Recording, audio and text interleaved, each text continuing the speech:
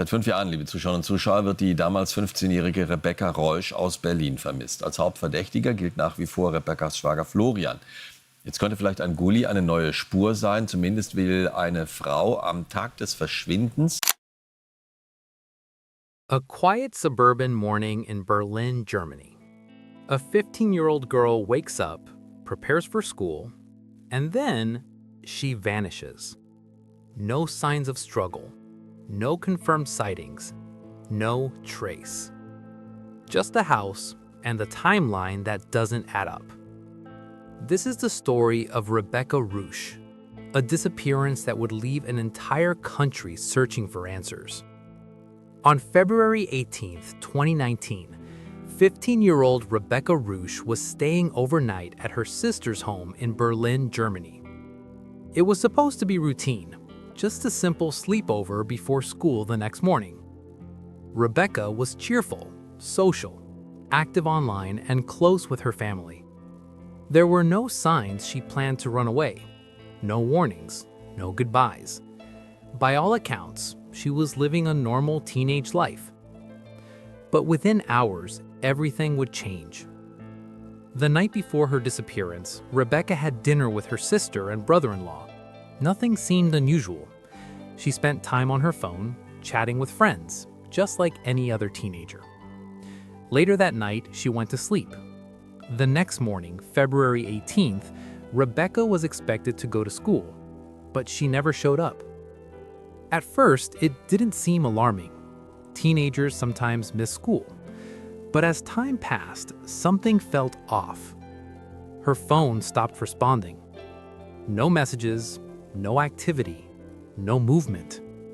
And then came the detail that would turn this case into a mystery. Rebecca was last believed to be inside the house, a house that only a few people had access to. The morning of February 18th, 2019 began like any other. Inside the house, Rebecca's sister had already left for work. That left only two people inside, Rebecca and her brother-in-law. At some point that morning, Rebecca was awake. Her phone showed activity, suggesting she had been using it after waking up. But then, something changed. Rebecca's phone connected to the home Wi-Fi network. A small detail, but an important one, because it suggests she was still inside the house, still present, still within range. And then, silence. No more messages, no calls, no activity. It was as if she had simply disappeared. Rebecca was supposed to attend school that day, but she never arrived. At first, it didn't seem alarming, but as time passed, concern turned into fear. When authorities began investigating, one detail stood out above everything else. There was no clear evidence that Rebecca ever left the house. No witnesses, no CCTV footage, nothing. And then another detail emerged. A car belonging to her brother-in-law was used that morning. Not once, but twice. Investigators traced the vehicle's movement, traveling outside Berlin into a forested area, an area that would soon become the focus of intense searches. Why was the car there? What happened during those trips? And more importantly, was Rebecca ever inside that vehicle? No signs of forced entry, no evidence of a struggle, just the timeline filled with gaps. A phone that went silent, a girl who never made it to school, and a house that may have been the last place she was ever seen. As Rebecca's disappearance gained attention, authorities launched a full-scale investigation.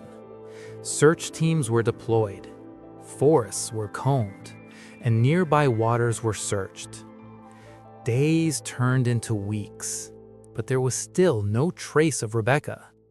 No clothing, no belongings, no evidence.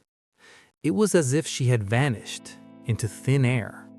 With no signs of an abduction outside the home, investigators began to focus on the last known location, the house, and more specifically, the people inside it that morning. Attention quickly turned to Rebecca's brother-in-law, one of the last people believed to have seen her alive. Police arrested him on suspicion related to her disappearance, a major development, but one that raised even more questions. During questioning, he chose to remain silent. No explanation, no version of events, just silence. Investigators examined the movement of his vehicle, tracing trips made that morning into a remote wooded area. Search teams returned to those locations again and again, digging, scanning, searching. But once again, nothing. Despite the suspicion, he was eventually released. There was no body, no direct evidence, and under the law, suspicion alone is not enough. Even after his release, he remained at the center of the case. Some believed he knew more than he was saying. Others believed there simply wasn't enough proof. The investigation continued, but the answers never came. And one haunting detail remained. The last known place Rebecca may have been seen was still that house. Years have passed since Rebecca Reusch disappeared. And yet, the case remains unsolved. No confirmed sightings, no body recovered, no clear answers. Just a timeline that still doesn't make sense. One theory suggests that something happened inside the house, that Rebecca never left, and that the truth is hidden within those walls. Another possibility is that she did leave, somehow avoiding cameras, witnesses, and detection. And then there's the idea of a random encounter, someone unknown crossing her path at the worst possible moment.